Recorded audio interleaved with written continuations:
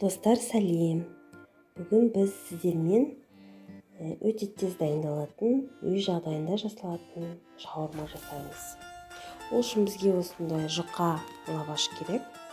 Лавашты өз қалауларыңызбен екіге бөлуге де болады, екіге бөлмеуге де болады.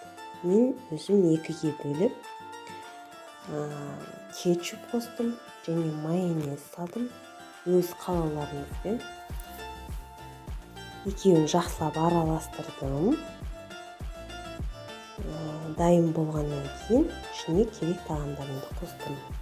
Керек тағамдарыңызда өз қалауларыңыз бойынша үйлеріңізде не бар, соны қосуға болады. Мен тауықты пісірдім. Осылай ұзынша етіп турадым. Сосын лаваштың үстіне қойып жатырмын. Қияр помидорымды да осылайынан ұзынша етіп турап қостым. Картофельный фрей істедім. Оны да осылай қостым. Сосын екі жағын жақсылап бүктеп,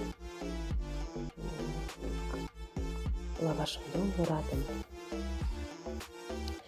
Осылай шаурма қылып жасадық.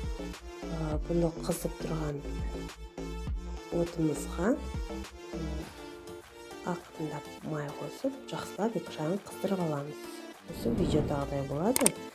Шаурмамыз уже дайын. Ас болсын.